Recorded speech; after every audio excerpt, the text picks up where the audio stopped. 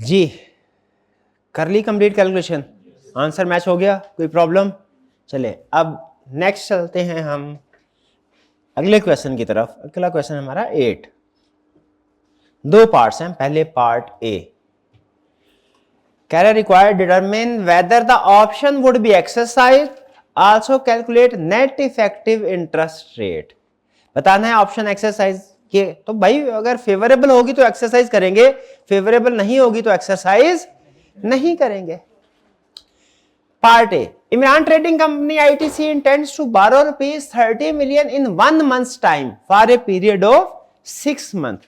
यानी आज ही अगर लोन लेना होता फिर तो डेरिवेटिव मार्केट जाने की जरूरत ही नहीं पड़ती, लोन लेना है 1 महीने के बाद, और डर हमें यही है कि अगले 1 महीने में इंटरेस्ट रेट फ्लक्चुएट ना करे एडवर्सली। तो 30 मिलियन बारो करना है। Being concerned about volatility in the Kyber rate, ITC has taken out a borrower's option। borrower option कौन सी होती है? Call option, put option?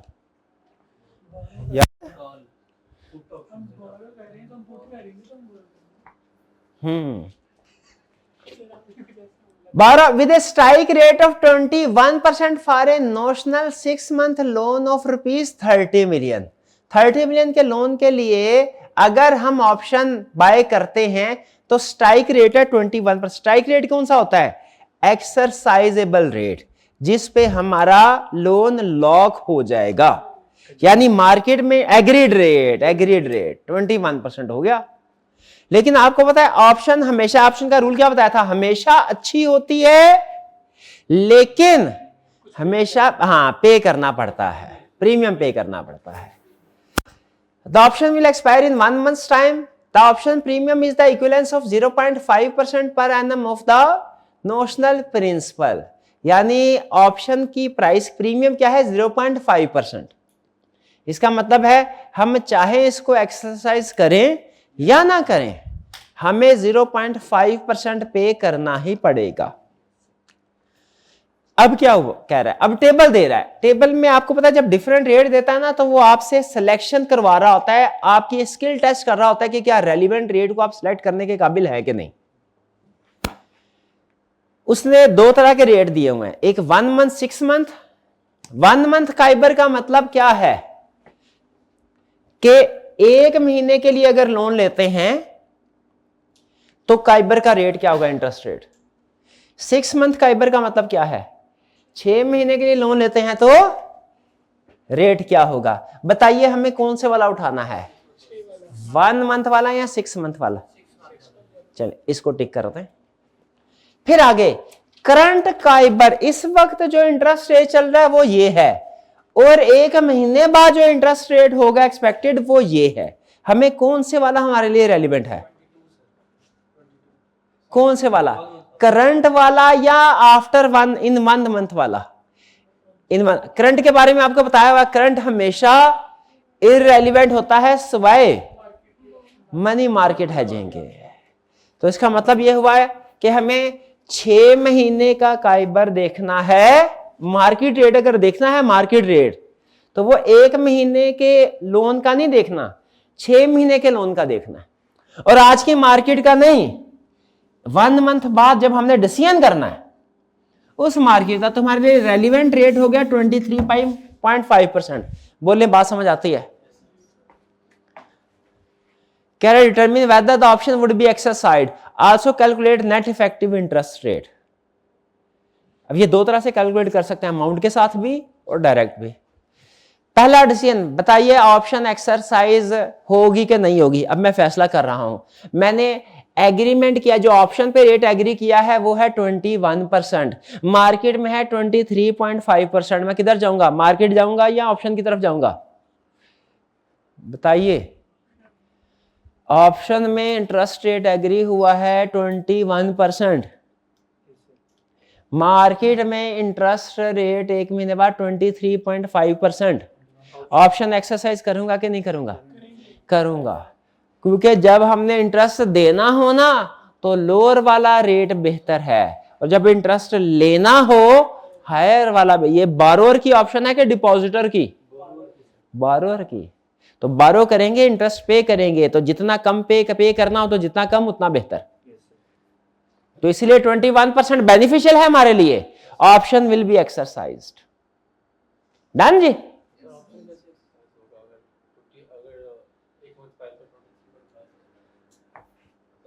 समझ लगी आपकी बात कि ये 21% पे एग्री हुए स्ट्राइक रेट, 1 मंथ का 23.5 पे चला गया, तो मार्केट में अगर हम ऑप्शन को एक्सरसाइज ना करें, अगर बैंक के नजरिए से देखें फिर तो ठीक है 23.5। नहीं, हम बैंक के नजरिए से नहीं, अब जिस तरीके से मैं आपको लेके चल रहा हूँ वैसे सोचना है।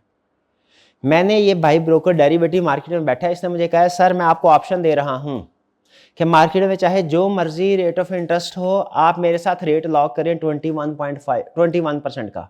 मैंने इसके साथ एग्री कर लिया।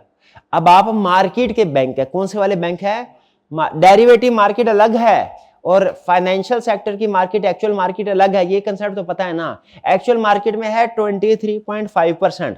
मुझे बताइए क्या मैं इसको इग्नोर करके एक्चुअल मार्केट से लोन उठा लूं, कि मैं इसके पास जाके कहूं भाई तुमने कहा था 21% रेट लॉक होगा, एग्री रेट 21% था, अब इसको सेटल करो। अब 21% रेट मेरे लिए बेहतर है ना, मैंने बारो करना है तो मैं 21% वाले के पास जाऊंगा, इसके पास। अच्छा, अब इसमें अहम चीज क्या है, ये मुझे लोन नहीं 21% पे देगा, ये क्या करेगा, ये सिर्फ प्राइस सेटलमेंट होती है डेरिवेटिव मार्केट में, सिर्फ प्राइस सेटलमेंट होती है। ये मुझे कहेगा सर मैं ऐसा करता हूं, आपको 23.5 और 21 का जो डिफरेंस है ना ये दे देता हूं, आप मार्केट में 23.5 से लोन उठा लें और जो डिफरेंस है हमारा 2.5 वो मेरे से ले लें, आपका नेट इंटरेस्ट 21% पे आ जाएगा। ये बात समझ आ रही है? ठीक है, तो इसीलिए ऑप्शन एक्सरसाइज होगी कि नहीं होगी, क्योंकि ऑप्शन में हमें कम इंटरेस्ट मिल रहा है, फायदा है, तो ऑप्शन एक्सरसाइज होगी। रीजन क्या है, क्यों? क्योंकि market rate of interest is greater than option rate of interest, तो ऑप्शन एक्सरसाइज होगी। डन। दूसरी बात, इफेक्टिव रेट क्या होगा, इफेक्टिव रेट क्या होगा, इफेक्टिव रेट होगा 21% के 23.5, 21, लेकिन एक चीज भूल गए, प्लस प्रीमियम, ये चीज लिखेंगे 21% प्लस प्रीमियम 0.5%, तो नेट कितना हो गया 21.5%। ठीक है, एक ये तरीका भी है कि 21 करके 0.5, एक दूसरा तरीका भी है 23.5 से चले और जो 2.5 है वो माइनस कर दे। दोनों में से जो आपको बेहतर लगे। कुछ बात समझ आई है, लेकिन इससे मुझे एहसास हो गया कि आप, कोई बात नहीं, कोई बात नहीं, टेबल को समझे। करंट काइबर का मतलब है करंट रेट, और आपको पता है वो हमेशा इररिलेवेंट होता है स्वयं मनी मार्केट हेजिंग के। ये इसको क्रॉस करने में तो कोई आपको हिचकिचाहट होनी नहीं चाहिए। प्रॉब्लम इसमें आ सकती है आपको कि 1 मंथ काइबर यूज करना है कि 6 मंथ काइबर यूज करना है। 1 मंथ काइबर का मतलब होता है 1 महीने के लिए, अगर आपको पता है, ये तो हमने पढ़ा हुआ है ना कि ड्यूरेशन ऑफ लोन के साथ इंटरेस्ट रेट बदलता है। तो 1 महीने का अगर लोन लेंगे तो वो होगा ये रेट, 6 महीने के लिए लोन लेंगे तो ये। तो हमने 1 महीने बाद लेना है, लेकिन लेना 6 महीने के लिए है, और 6 महीने का इंटरेस्ट हमारे लिए रेलिवेंट होगा 23.5। डन। ये वाला जो 1 मंथ है ना, ये बता रहा है 1 महीने बाद क्या होगा, और ये वाला जो 6 मंथ है ये बता रहा है कि 6 महीने के लिए अगर लोन लें तो रेट ऑफ इंटरेस्ट क्या होगा। 20.5 को भी इग्नोर करेंगे? हाँ जी, 25 इग्नोर करेंगे, क्योंकि करंट रेट्स हमेशा इग्नोर होते हैं। डन जी। मिलता जुलता ही क्वेश्चन एक और है, वो क्या है,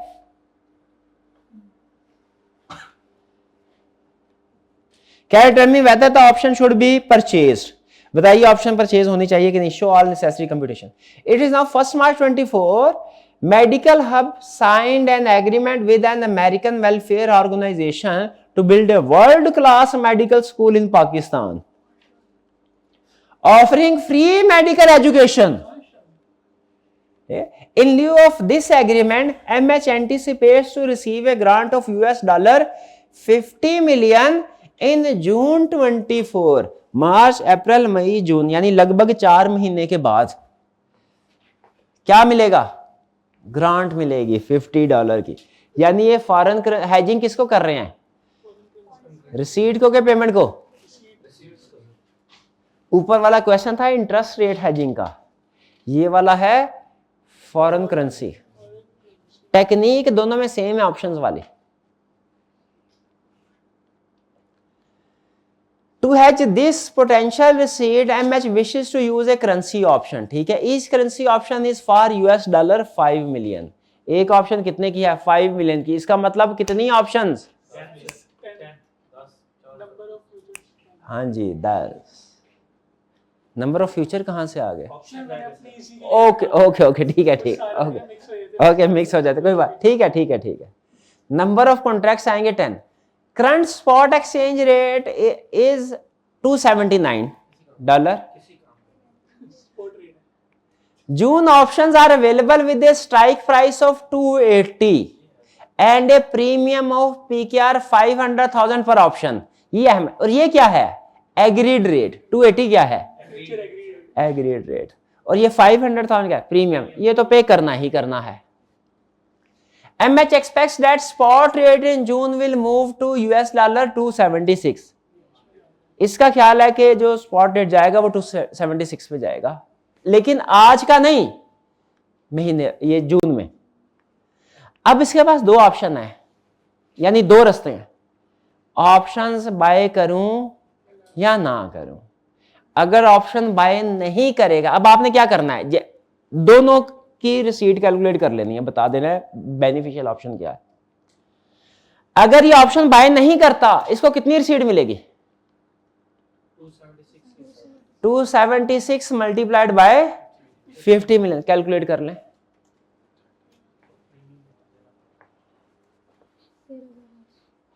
हाँ, कैलकुलेट कर, लिख ले। कितनी? बहुत सारे जीरो है। सारी बहुत ही है सारी मेहनत। हाँ, 13.8 आगे बहुत ज्यादा जीरो आ जाएंगे। चले, ये तब है अगर वो ऑप्शन की तरफ नहीं जाता। अब आपने कैलकुलेट करना है, अगर वो ऑप्शन की तरफ जाए तो कितनी रिसीट होगी। ऐसा ही है, लॉजिकली सोचे ऐसे डिसीजन होगा ना। तो जो बेहतर ऑप्शन होगी उसके मुताबिक हम फैसला कर लेंगे। अब अगर ऑप्शन की तरफ जाता है तो उससे स्ट्राइक प्राइस कितनी मिलेगी? 280। अब 280 को मल्टीप्लाई कर ले 50 मिलियन के साथ, 14 बहुत, लेकिन उसके साथ एक और एडजस्टमेंट करनी है आपने। अब प्रीमियम कितना लेस करेंगे? 500,000 मल्टीप्लाइड बाय 10, 5 मिलियन। देखिए अब ये कितने पैसे मिलेंगे। ऑप्शन में जाते हैं तो कितने पैसे मिलेंगे? अब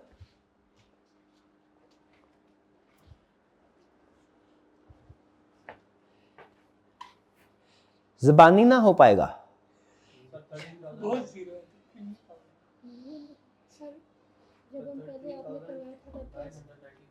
कितना? दोनों में से कौन से वाला ज्यादा है? यही वाला, ऑप्शन वाला। तो ऑप्शन परचेज करनी चाहिए कि नहीं करनी चाहिए? करनी चाहिए। तरीकाकार समझ आ गया? उस समय इंफॉर्मेशन देके पूछा, बताओ ऑप्शन परचेज करनी है कि नहीं। ऑप्शन परचेज नहीं करेंगे तो जाहिर है वो तो स्पॉट रेट पे जाएंगे हम। तो अगर स्पॉट रेट पे जाए हेजिंग किए बगैर, तो हमने अमाउंट कैलकुलेट कर ली, हेजिंग के साथ कर ली, दोनों में से देखा किसमें पैसे ज्यादा वसूल हो रहे हैं, वो हमारी कोर्स ऑफ एक्शन होगा। डन जी जी।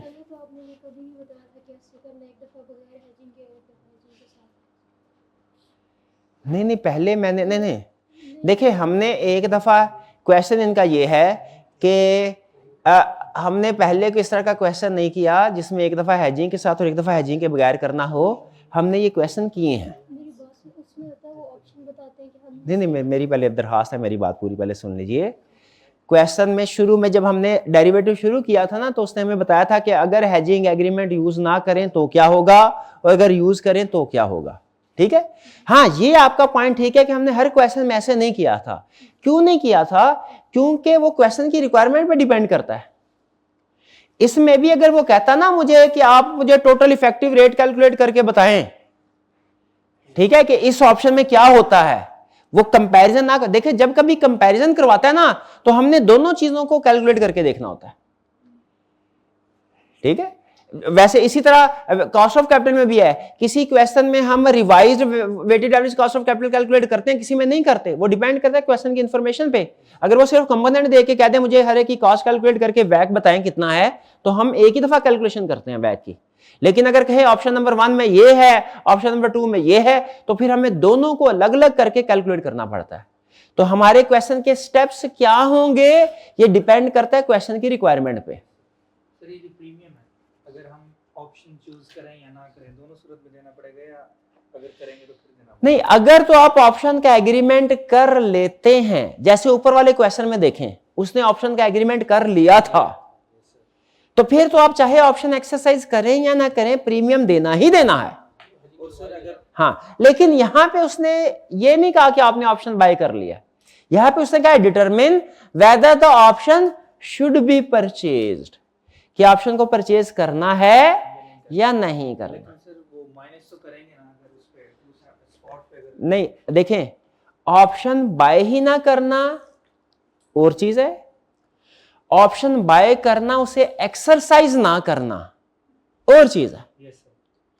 अगर ऑप्शन बाय ही नहीं की फिर तो आपने प्राइस पे करनी नहीं, प्रीमियम पे नहीं करना। और अगर ऑप्शन बाय की है लेकिन यूज नहीं की, एक्सरसाइज नहीं की, फिर प्रीमियम पे करना है। इन दोनों क्वेश्चन में फर्क क्या भला? ऊपर वाले क्वेश्चन के में उसने ऑप्शन बाय कर ली हुई थी, हाँ जी, ठीक है।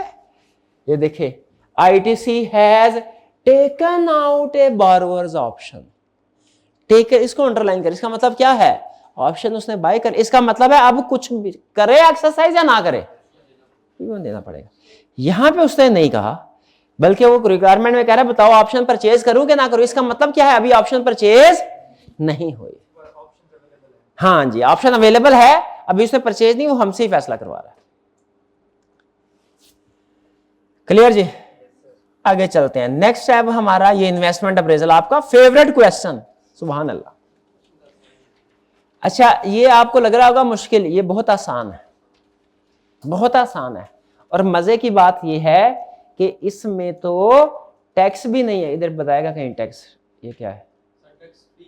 हाँ, टैक्स फ्री इन्वायरमेंट किधर लिखा हुआ था? कहीं लिखा हुआ था, हाँ ऊपर, हाँ ये ZL operates in A tax free environment, इसका मतलब है टैक्स की कैलकुलेशन है ही नहीं। रिक्वायरमेंट में क्या है? Valuate both options by using net present value method, recommend the best course of action for ZL to follow, net present value based on regional estimation is not required. कह रहे हो regional estimation के ऊपर net present value calculate ना करो। इसमें है क्या, पहले कहानी सुन लें। अच्छा, एक चीज, मैं आपको कैश फ्लोस कैलकुलेट कराऊंगा, एनपीवी कैलकुलेट नहीं करवाऊंगा, वो आपने घर जाके कर लेनी है। सॉल्यूशन के साथ कैश फ्लो कंपेयर करते रहिएगा, ठीक है, मैच हो रहे हैं कि नहीं हो रहे। इसमें हुआ क्या, ये सुन लें। हुआ ये है, आपको पता है किसी भी कंट्री के पॉलिटिकल कंडीशन जो हैं, इकोनॉमिक कंडीशन चेंज होती रहती है। तो सम टाइम ऐसा होता है कि कोई कंपनी पाकिस्तान में आई, गाड़ियां बनाने वाली कंपनी आई, उसने प्लांट लगाया, 10 साल का प्लांट। 4 साल के बाद कुछ गवर्नमेंट चेंज हुई, नई गवर्नमेंट आई, जो कि उसने कुछ ऐसी पॉलिसीज बनाई कि अब इस कंपनी के लिए प्रॉफिटेबल नहीं रहा, यानी इसकी प्रॉफिटेबिलिटी कम हो गई। तो फिर जब कोई सिग्निफिकेंट चेंज आए ना मार्केट में, या कोई मसला है सिग्निफिकेंट, फिर कंपनी ने डिसाइड करना होता है कि यार हमारी प्रॉफिटेबिलिटी रिड्यूस हो गई है, अब हमें आगे फर्दर काम करना वारा खाता है कि नहीं खाता। वो फिर जहां पे कोई सिग्निफिकेंट चेंज होता है ना, 4 साल बाद अगर सिग्निफिकेंट चेंज हो, तो वो कहेंगे ये 4 साल तो गुजर गए, अब चूंकि एक बड़ा चेंज आ गया है जिसकी वजह से हमारे कैश फ्लो चेंज हो गया, तो हमें रिवाइज्ड अपने कैश फ्लो या इन्वेस्टमेंट अप्रेजल की कैलकुलेशन करनी पड़ेगी, रिवाइज्ड इंफॉर्मेशन की बेस पे। फिर वो उस वक्त यानी 4 साल के बाद दोबारा बैठते हैं सारी टीम। पहले कब बैठी होगी सारी टीम? ईयर नॉट पे, जब 10 साल के लिए प्रोजेक्ट लगाना था, उस वक्त उन्होंने कैलकुलेशन का बहुत प्रॉफिट है, शुरू करो जी, शुरू कर लिया। 4 साल बाद पता चला गवर्नमेंट ने अपना टैक्स रेट, जो पहले उन्होंने कहा हुआ था हमें स्पेशल रेट देंगे 20% 10 साल के लिए, नई गवर्नमेंट आई उसने कहा पुराने खाते खत्म, अब आप 45% रेट ऑफ इंटरेस्ट दे। अब यहां पे 4 साल के बाद सारी टीम दोबारा बैठ जाएगी। क्या करने के लिए बैठेगी? रीवैल्यूएट करने के लिए कि क्या अब ये रिमेनिंग प्रोजेक्ट, अब पूरा प्रोजेक्ट नहीं, आपको पता है फाइनेंस में हमेशा रिमेनिंग की, रिमेनिंग जो 6 साल रह गए हैं इसमें ये प्रोजेक्ट हमारे लिए पॉसिबल है कि नहीं। और जब अब ये रिवाइज्ड कैलकुलेशन होगी ना, इसमें ईयर नॉट क्या होगा, गैस करें। वो पहले वाला साल के 4 साल के एंड वाला टाइम, 4 साल के बाद जो वाला, वो आपका होगा ईयर नॉट। और कॉलम कितने बनेंगे, 10 के 6। ये चीज, ये बात समझ आ गई आपको। उसने यही कहा, उसने कहा 4 साल गुजर गए, कोई बड़ा चेंज आया है और अब कंपनी बैठ के फैसला करना चाह रही है। क्या 2 ऑप्शन है। पहली ऑप्शन क्या है कि रिवाइज कैलकुलेशन के मुताबिक कंटिन्यू करें, इसमें थोड़ा बहुत जो भी चेंज वो बताएगा किसी किस्म का, वो करके रिवाइज एनपीवी कैलकुलेट करें। और दूसरी ऑप्शन क्या है कि सारा प्रोजेक्ट इधर बेच बाच के निकल जाए, जैसे आजकल कंपनियां निकल रही हैं ना, पिछले कुछ अरसे में वैसे भी निकली, आजकल भी निकल रहे हैं पाकिस्तान से, सारा कुछ बेच बाच के किसी दूसरे को दे दिया, तो भाई तुम संभालो, हम निकलते हैं, हमें नहीं पाकिस्तान समझ आता। तो ये ऑप्शन, 2 ऑप्शन है। अब यही दोनों पे हमने वैल्यूएट करना, यानी एक दफा एनपीवी कैलकुलेट करनी है ऑप्शन 2 में, टोटल कितने पैसे मिलेंगे, एक दफा एनपीवी कैलकुलेट करनी है ऑप्शन 1 में। जिसमें ज्यादा आंसर आया वो ऑप्शन लेके जाएंगे, क्योंकि जो फाइनेंशियल मैनेजर होता है वो फाइनेंस की बेस पे डिसीजन करता है, जिस ऑप्शन में पैसे ज्यादा हो वही फैसला करेगा। समझ आ गया उसका सिस्टम। अमूमी तौर पे इस तरह का क्वेश्चन, स्टूडेंट इस क्वेश्चन को देख के घबरा गए थे, क्यों भला? चीजें बहुत ज्यादा नहीं थी, मसला ये था कि उसने चलते हुए प्रोजेक्ट को दोबारा वैल्यूएट करवाया था। हाँ, यानी हमारा जो ईयर नॉट, वो असल वाला ईयर नॉट नहीं था, वो मिडवे में आके ईयर नॉट बना था। हाँ जी,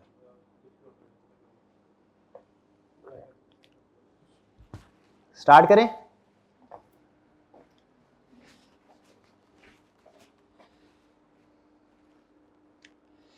कह रहे Zaid limited ZL launched A product called zinc 2 years ago and prepared a 5-year projection for it.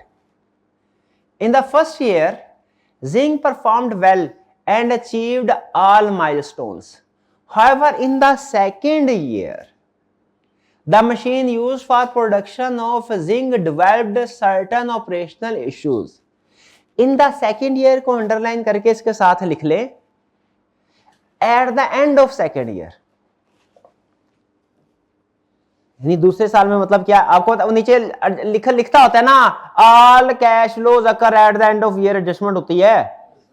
तो इसका मतलब है जो साल के दौरान में हुआ है वो चाहे साल के दौरान में हुआ, हमने अज्यूम क्या करना होता है, एंड में हुआ है।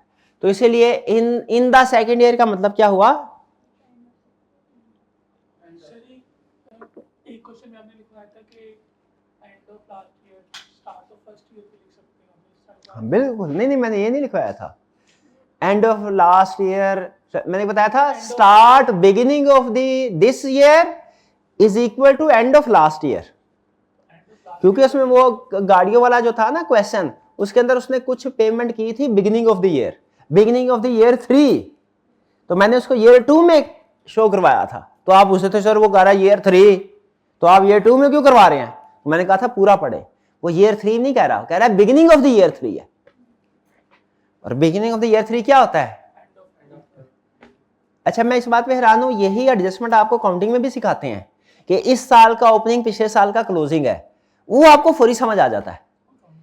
अकाउंटिंग फाइनेंस में क्या मसला है, इसमें भी जो इन्वेस्टमेंट वर्जल के अंदर इस साल का ओपनिंग कैश फ्लो है ना, वो पिछले साल का क्लोजिंग है, और हम सारी कैश फ्लो क्लोजिंग की बेस पे बनाते हैं। तो जहां पे क्लोजिंग में आ रहा होगा उधर शो करवाना। आगे चलते हैं। While ZL was able to maintain the production of originally estimated quantity, यानी कह रहा है कि हमने जो प्रोडक्शन थी ना ओरिजिनल के मुताबिक चलाते रहे हैं, the quality of zinc was significantly affected, resulting in lost sales. Quality effect हुई जिससे सेल कम हुई है, लॉस सेल को अंडरलाइन करें, नोट करें। वो कह रहा है सेल्स कम हुई, वो ये नहीं कह रहा प्रोडक्शन कम हुई है। नोट कर लें क्या कह रहा है। डन, समझ रहे हैं। ZL is now considering either replacing the machine and continuing with Zing's operation or discontinuing Zing's production। वो कह रहा है यहाँ तो ये है कि जी ये मशीन बेच के नहीं ले आए, रिप्लेस कर ले और काम चलाए, या पाकिस्तान छोड़ के भाग जाए, सब कुछ बेच बाच के। दो ऑप्शन है। कह रहा बताओ क्या करना है, डिसकंटिन्यू या रिप्लेस। तो नो प्रॉब्लम है, एक दफा रिप्लेस के साथ कैलकुलेशन करेंगे, एक दफा डिसकंटिन्यू के साथ करेंगे, कंपेयर कर लेंगे। Following information is available in this respect. Original estimate: ZL purchased an old machine costing rupees 120 million for production of zinc and had to incur an overall cost amounting to 25 million immediately। यानी वो year not पे, जो original year not है। अब हम इस वक्त किस पॉइंट पे खड़े हैं, year 2 के एंड पे। ये किसकी बात कर रहा है, ओरिजिनल year not। अब हमारे दो ईयर नॉट हैं, एक ओरिजिनल और एक end of the year to revised year not, आज का दिन जिसमें हम ये खड़े हैं। तो ये ओरिजिनल वाले ईयर नॉट की बात कर रहा है कि वो 120 और 25 मिलियन यानी 145 मिलियन हो गया कैपिटलाइज करके immediate, and another overall of the same amount would have to be incurred at the end of third year. ठीक है, और at the end of third year वो आ ही नहीं सका। हाँ, अगर कंटिन्यू करेंगे फिर तो करेंगे, अगर इसी को कंटिन्यू करेंगे। लेकिन अगर नई मशीन आ गई तो फिर उसके हिसाब से देखेंगे। तो इसका कैपिटलाइज कितना हुआ 145। डेप्रिसिएशन किसके हिसाब से हो रही होगी, हाँ टैक्स है नहीं, लेकिन बुक वैल्यू तो कल रेजिडुअल वैल्यू तो कैलकुलेट करनी होती है।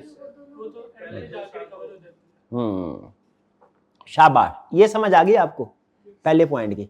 120 को अंडरलाइन कर लें, 25 को अंडरलाइन कर लें, ताकि बाद में ना हमें कैलकुलेशन में प्रॉब्लम ना दोबारा ना सारा कुछ पढ़ना पड़े।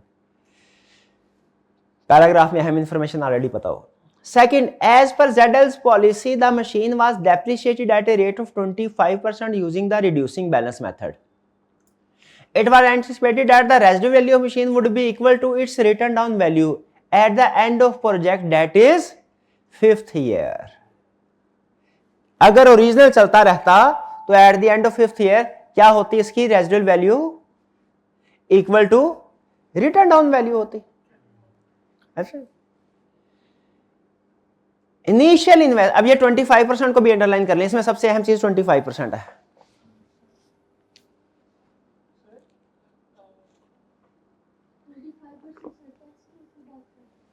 नहीं 25% डेप्रिसिएशन रेट की बात कर रहा है, टैक्स रेट की नहीं कर रहा। हाँ, डेप्रिसिएशन रेट की बात कर रहा है। Third, initial investment in working capital was assessed at ₹20 million with no further additions required in subsequent years। ZL anticipated that only 25% of this investment would be realized at the end of 5th year।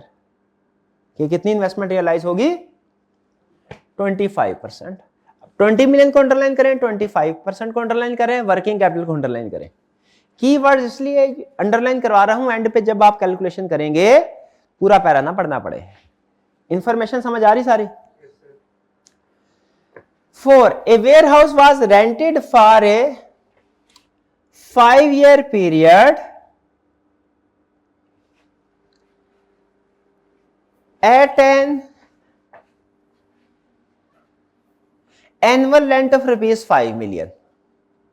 यानी annual rent 5 million होगा। इसका मतलब पहले साल का rent कितना 5 million, दूसरे साल का कितना होगा, वो भी 5 मिलियन होगा, वो इन्फ्लेशन के साथ होगा। तीसरे साल का डबल इन्फ्लेशन के साथ, subject to an annual increase of 10%। Early termination of agreement would incur a penalty equivalent to 6 months rent. अगर प्रोजेक्ट चलाते जाएं तो फिर ये 6 month इररेलेवेंट है, लेकिन डिसकंटिन्यू करते हैं तो आपको पे करना पड़ेगा। इसका मतलब है कंटिन्यू वाली रिप्लेसमेंट वाली ऑप्शन में पेनल्टी नहीं आएगी, सिर्फ रेंट आएगा, लेकिन डिसकंटिन्यू वाली ऑप्शन में पेनल्टी आएगी, रेंट नहीं आएगा। फिर ये बात समझ आई आपको। पेनल्टी को अंडरलाइन कर लें, 6 मंथ्स रेंट 5 बिलियन को 10% को।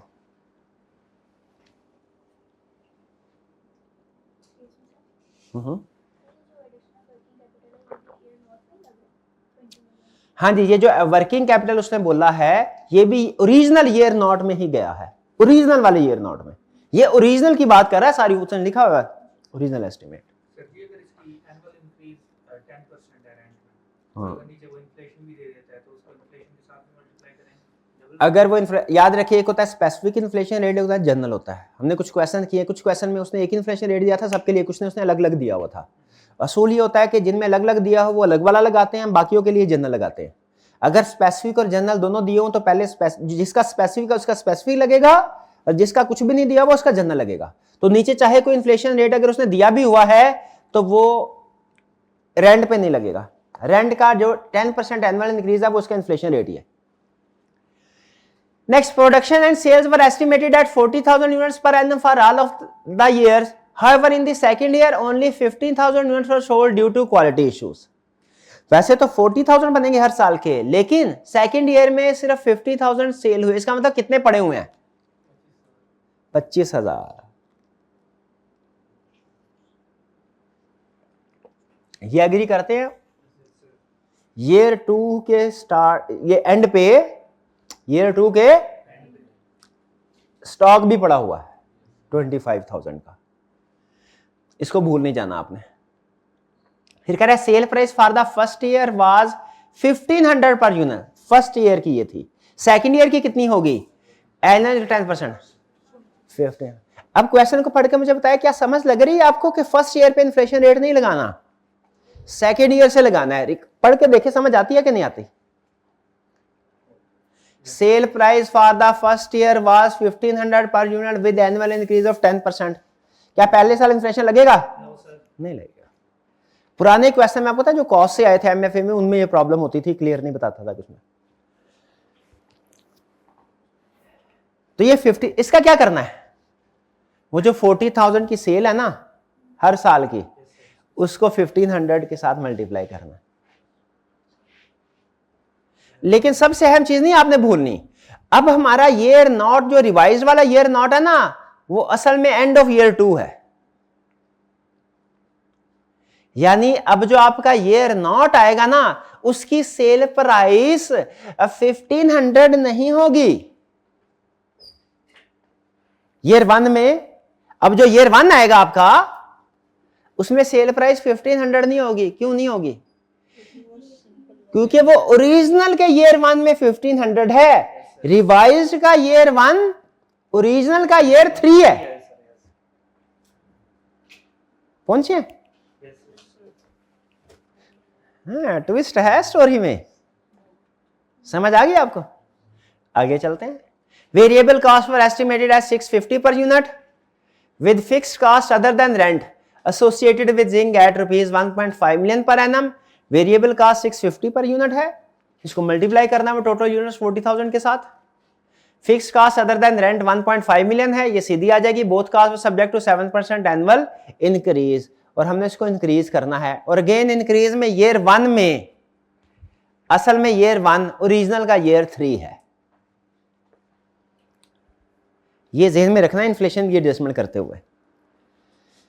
Weighted average cost of capital 18%, ये एनपीवी कैलकुलेट करने के लिए यूज होती है। ZL operate tax free environment, इसका मतलब टैक्स की कैलकुलेशन नहीं करनी। All cash flow would arise at the end of the year except where otherwise at the end of the year होंगे।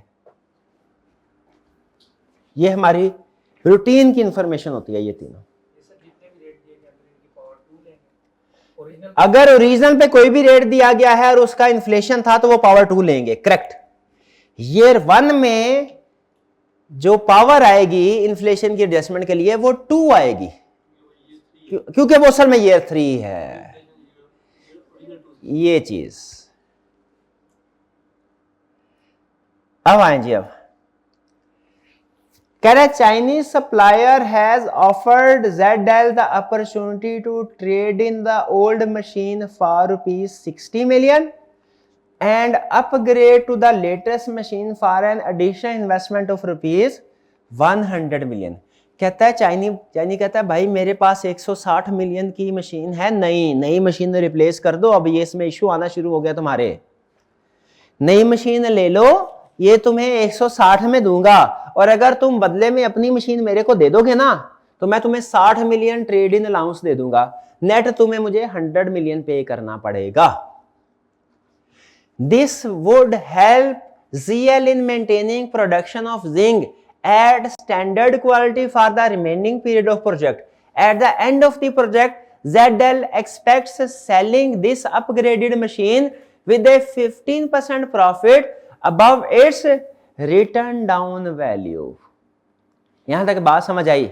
अब जरा सोल्यूशन अपने साथ ही रखें, टाइम बचाने के लिए मैं आपको बजाय ये कि सारी कैलकुलेशन जो है वो करवाऊं, मैं आपको कैलकुलेशन करवाता हूं, साथ साथ आपने सोल्यूशन पे टिक करते जाना है, समझ आ जाए। मुझे बताइए, अब हमने रिवाइज कैलकुलेशन करनी है। पहला सवाल मेरा, कॉलम कितने बनेंगे? 4। ये टोटल कितने साल का प्रोजेक्ट था? 5 साल का। कितने साल गुजर गए? 2। बाकी कितने साल रह गए? तो कॉलम 4 क्यों बनेंगे? ईयर नॉट भी तो आएगा। शाबाश, देखिए कॉलम 4 ही है, पहली चीज डन जी। आगे मुझे बताइए, अब इसमें इनिशियल इन्वेस्टमेंट कितनी आएगी रिवाइज के मुताबिक? 100 मिलियन। शाबाश, देखिए 100 मिलियन है जी, टिक लगाइए। अब इसके साथ एक और आइटम आनी चाहिए, क्या? Residual value. नहीं, इसकी रेजिडुअल जो इस सेल आएगी, डिस्पोज करना है, टर्मिनल वैल्यू भी तो at the and. Eight the and calculate कर सकते हैं? कैसे कैलकुलेट करेंगे? कैसे कैलकुलेट करेंगे? हाँ जी। अब ये 20 डेप्रीसिएशन, उसने नीचे एक चीज लिखी हुई है, all other information would remain consistent with original estimate. यानी जो मैं कह रहा हूं चेंज हुआ है वो तो सो हुआ है, बाकी सेम है। यहां पे कह रहा है at the end of the project ZL expect selling this upgraded machine with a 15% profit above its written down value. इसका मतलब ये हुआ कि जो इसकी लास्ट प्राइस आएगी ना इस फिक्स एसेट को बेचने से, वो क्या होगी? इसकी WDV का 15% ज्यादा, यानी जो भी WDV होगी उसको 1.15 से मल्टीप्लाई कर देंगे। क्वेश्चन यह है कि उसने इस मशीनरी का डेप्रिसिएशन रेट नहीं दिया, वही होगा ओरिजिनल कितना था जरा देखिए, अंडरलाइन किया, 25%। तो अब जरा कैलकुलेट कीजिए आप भी और मैं भी, देखते हैं पहले कौन कैलकुलेट करता है कि इसकी WDV नहीं, रेजिडुअल वैल्यू, फर्क है ना? जो जिस पे डिस्पोज करना है इसको, वो क्या होगी? मैं सोच रहा हूं 60 लेना है कि 100 लेना है?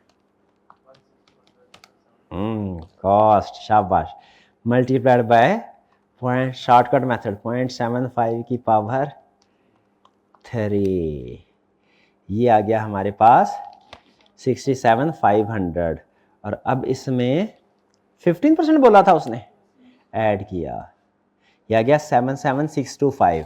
77,625 देखिए हमारी लास्ट टर्मिनल वैल्यू आ गई। टिक करें इसके ऊपर भी, कोई प्रॉब्लम है तो बताइए जी।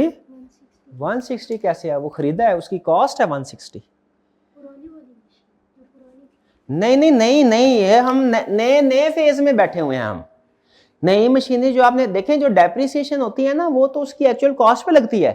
ये असल में मशीनरी 160 की है, हमने पे 100 मिलियन किया है, लेकिन कॉस्ट क्या है? 160। क्यों? 60 उसने ट्रेडिंग अलाउंस दे दिया ओल्ड मशीनरी का।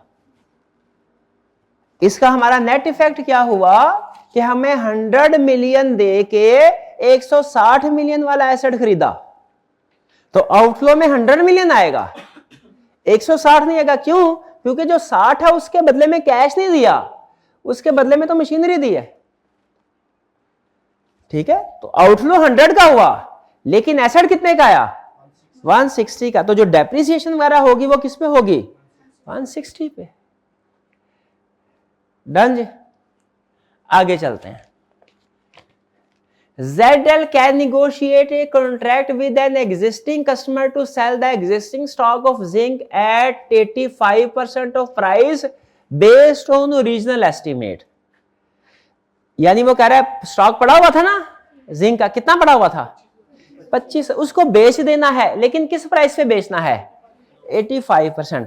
अब क्वेश्चन ये है कि हम ईयर 2 के एंड पे है, यहां पे इसकी प्राइस क्या है, इन्फ्लेशन लगा के ये लगाएं लगाएं।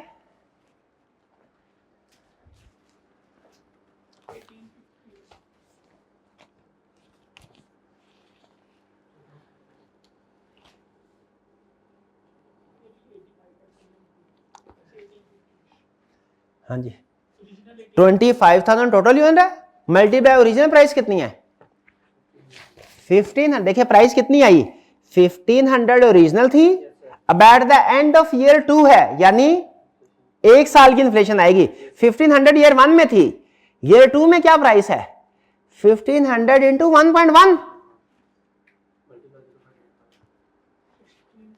1500 मल्टीप्लाइड बाय 1.1, यह सेल। लेकिन इस प्राइस पे नहीं, वो कह रहा है मैं 85% दूंगा पैसे, 15% ये सॉरी ये 85% पे, तो मल्टीप्लाइड बाय 0.85, तो ये 2 के एंड पे स्टॉक की प्राइस है 1402.5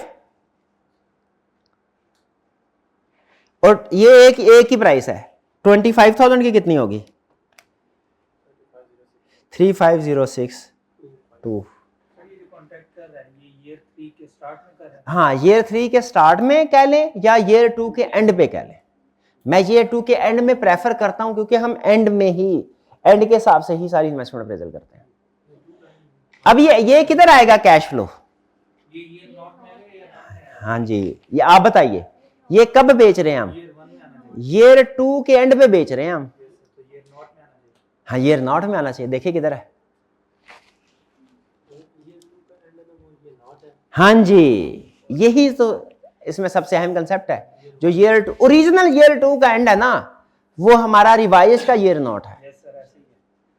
बस ये पॉइंट समझ आ गया ना, बाकी इसमें कुछ नहीं है, यकीन कीजिए बाकी कुछ नहीं है इसमें, सिर्फ यही पॉइंट अहम है, सबसे अहम। आगे चलता है, due machine is expected to reduce variable cost by 8% as compare to original. अब हमें बाकी की इंफॉर्मेशन चूंकि ऊपर से लेके चलनी है, सेल्स कितनी है, कॉस्ट कितनी है, तो वो अब हमें ओरिजिनल वाले एस्टीमेट को दोबारा देखना पड़ेगा। अब सेल्स कैलकुलेट करें कितनी होगी, हर साल की 40,000 मल्टीप्लाइड बाय प्राइस, ऐसा ही होगा ना सेल। अब हर साल की सेल कैलकुलेट करें जरा और कंपेयर करें, सॉल्यूशन के साथ कंपेयर करते जाएं।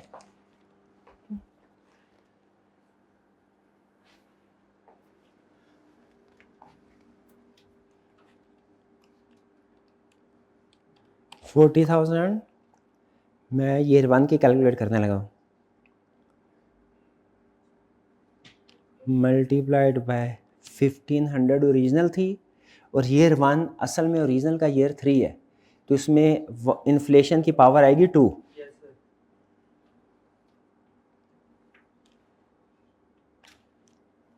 $72600, बट ठीक है। इसी तरह इसको अब मल्टीप्लाइड बाय 1.1 79860, फिर मल्टीप्लाइड बाय 1.1, क्योंकि क्वांटिटी तो सेम है, इन्फ्लेशन के फर्क है, 87846 आ गया जी। 7 हैं तो बोलें, क्लियर कर लिए, कैलकुलेशन आपके कैलकुलेटर पे आ गई। आगे चलते हैं, नेक्स्ट अब क्या है, अब ये तो होगी sales. Variable cost 650 per unit, तो 650 है, ओरिजिनल थी, ठीक है, लेकिन ये ओरिजिनल ईयर 1 की थी, हम इस वक्त ईयर 3 में ओरिजिनल के हिसाब से पावर 2 आएगी। अब देखिए क्या होगा, 650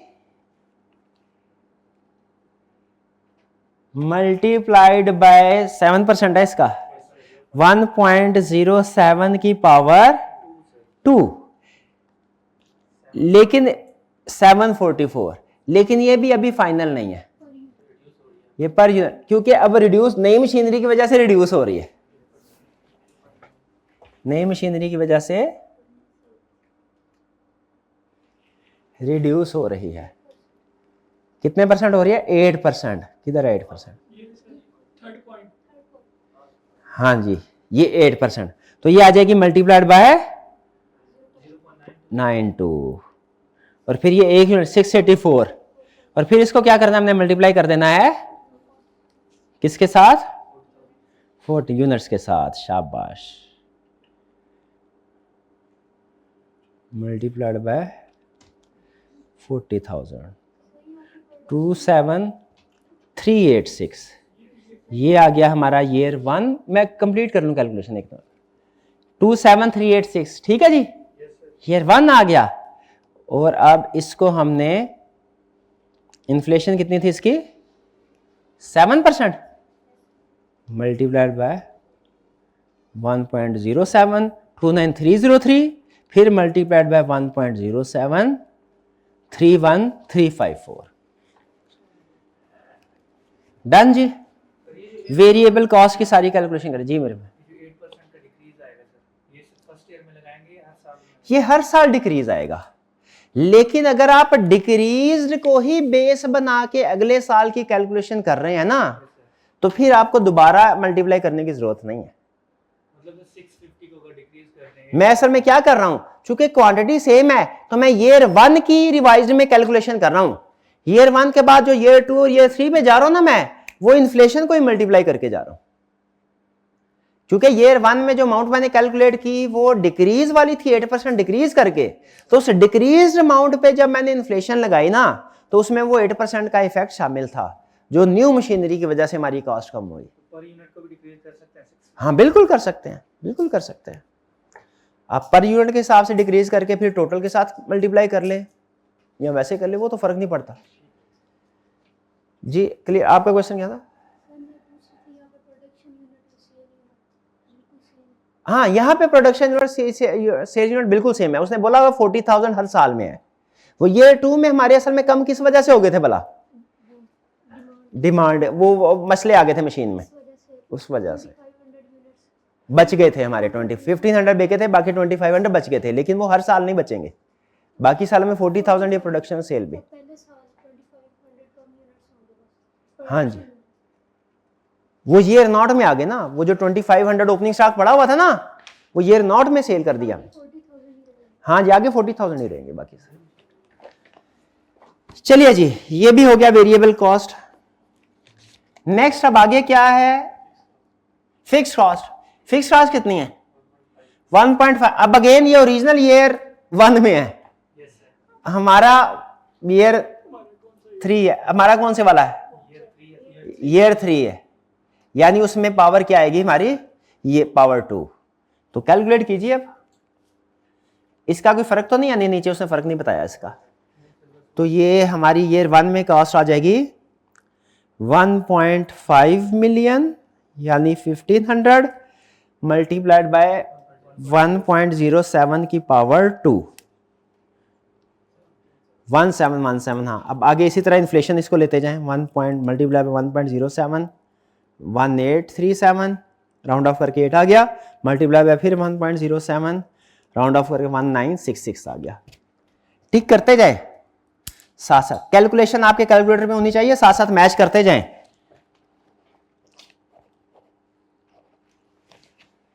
इसके बाद नेक्स्ट क्या है? कोई चीज रह तो नहीं गई? रेंट वाली बात रह गई। हाँ, अच्छा, इस ऑप्शन में बिजनेस चल रहा है, पेनल्टी तो नहीं आएगी, रेंट आएगा। अब अगेन रेंट में फिर वही रेंट उसने बताया हुआ है। ओरिजिनल ईयर 1 का रेंट कितना था? 5 मिलियन। तो अब हमारा जो ओरिजिनल के हिसाब से ईयर 3 है, इसमें रेंट कितना आएगा? 5 मिलियन इंटू 1.1 की पावर 2। शाबाश, कैलकुलेट करके देखें और फिर उसके बाद 1.1 से मल्टीप्लाई करके आगे चलते जाएं। पहले ये करते हैं। हाँ जी, 1.1 इन्फ्लेशन नहीं है, मैच करते जाएं। नहीं नहीं बताए ना, मैच करते जाएं, सोल्यूशन के साथ मैच हो रही है।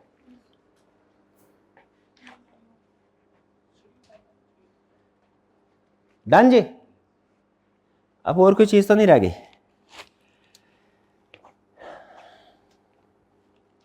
हाँ, वर्किंग कैपिटल। वर्किंग कैपिटल आएगा वापस? क्या आप उसने बोला था कैसे आएगा? 25% था कितना? 20,000। तो 20,000 का 25% देखें, 5,000 इनफ्लो आ गया। नहीं, वो आने को बताया, वो कुछ आइटम के ऊपर इन्फ्लेशन नहीं लगती जब तक कि क्लियरली ना वो मेंशन करे। ठीक है, वर्किंग कैपिटल के ऊपर इन्फ्लेशन नहीं लगती, डेप्रिसिएशन के ऊपर इन्फ्लेशन नहीं लगती, और जो दरमियान में कभी अगर वो ओवरऑलिंग की बात करे तब तक, जब तक क्लियरली ना कह दे उस पर भी इन्फ्लेशन है। भैया ऑप्शन 1 कंप्लीट हो गया। अब आगे कैलकुलेशन एनपीवी की ना, ये आपने पूरा क्वेश्चन घर जाके खुद से दोबारा करना है अपने हाथ से। अभी तो मैं सिर्फ आपको कंसेप्ट मैच करवा रहा हूं, कंसेप्ट मैच करवा रहा हूं। ये समझ आ गई कहानी सारी। अब दूसरी ऑप्शन क्या है? डिसकंटिन्यू करना है। अच्छा, अगर डिसकंटिन्यू करें फिर क्या होगा? याद रखें, डिसकंटिन्यू करने के लिए हमारे पास एक मशीनरी पड़ी है जिसको डिसकंटिन्यू करना है, पुरानी खराब।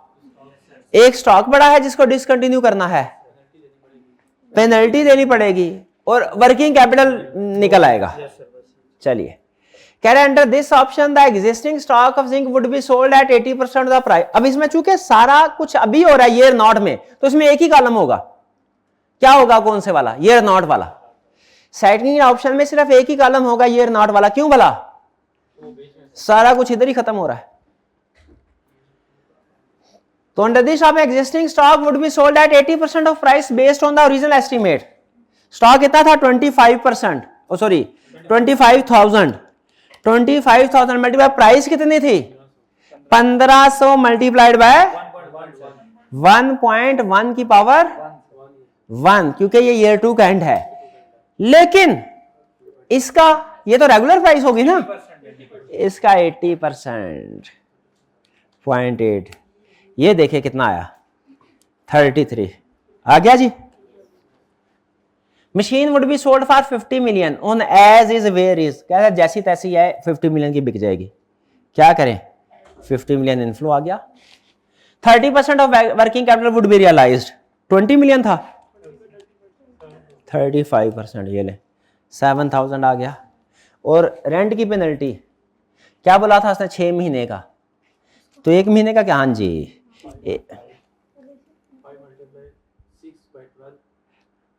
5 मल्टीप्लाई 6 बाय 12 ना बोले, 5 multiplied by 1.1।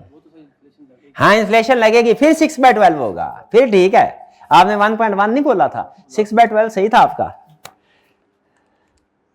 Multiply by 6 bye 12 कितना आया? 2.75। ये पैसे देने पड़ेंगे, इसलिए ये आउटफ्लो है। ये हमारा क्वेश्चन कंप्लीट, और दोनों की फिगर को कैलकुलेट। अब खुद बताइए जरा, इस क्वेश्चन के अंदर सिर्फ अगर जो स्टूडेंट ये पिक कर ले कि क्योंकि दरमियान में प्रोजेक्ट रिवाइज हुए हैं, तो जो हमारा अब का ईयर नॉट है वो ओरिजिनल का ईयर 2 का एंड है। जिसने ये कंसेप्ट पिक कर लिया, खुद बताना है उसके लिए बाकी के क्वेश्चन में कोई प्रॉब्लम है?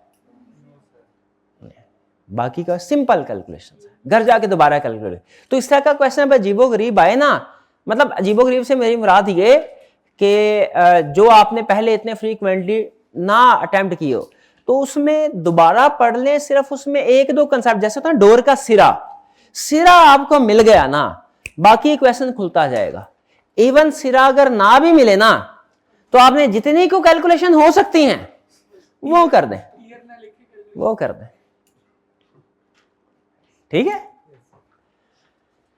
तो ये था हमारा। अब असल में अब चूंकि बजटिंग का क्वेश्चन है, लेकिन बजटिंग का क्वेश्चन करना होता है हमने एंड में। अब हम किधर जाएंगे? टाइम खत्म हो गया, शाबाश। वो बेल नहीं बजती, वो कौन बनेगा करोड़पति है? बेल बजा दे। अच्छा, तो मैनेजेरियल का पोर्शन और बजट का वो फिर हम नेक्स्ट सेशन के लिए रख लेते हैं। ठीक है ना, ये भी सेशन 1 था। वो 1-2 दिन के बाद, अभी दूसरे सब्जेक्ट के भी साथ साथ मैं चला रहा हूं, तो वो 1-2 दिन में, अगले 1-2 दिन में वो करवा के ना, नेक्स्ट वीक में इंशाल्लाह मैं करवा दूंगा आपका, और कोशिश करूंगा जल्दी करवा दूं, शुरू के 2-3। हाँ इंशाल्लाह, नहीं तो आप भूलने देंगे मुझे। चलिए, अभी तक तो आपको समझ आ गया। सबसे पहले एमसीक्यूज करने हैं, एमसीक्यूज के बाद फाइनेंस पोर्शन एक्सेप्ट बजटिंग, या बजटिंग नहीं है तो एक्सेप्ट लार्जेस्ट न्यूमेरिकल क्वेश्चन, वो करना है। फिर थ्योरेटिकल की तरफ जाना है, थ्योरेटिकल ये case study, managerial portion case study सारे करने के बाद फिर एंड में बजटिंग का या वो जो लॉन्गेस्ट क्वेश्चन होगा वो अटेम्प्ट करना है। डन। चलिए जी, अभी हमारा लेक्चर का समझ लीजिए ये हिस्सा आधा हमारा प्रैक्टिस सेशन हुआ। अब लेक्चर जो सेकंड और लास्ट पार्ट होगा वो 2 से 3 दिन के बाद हम कंडक्ट करवाएंगे, ठीक है, मैसेज में कर दूंगा। आज का लेक्चर यहाँ पे खत्म करते हैं हम। अल्लाह हाफिज।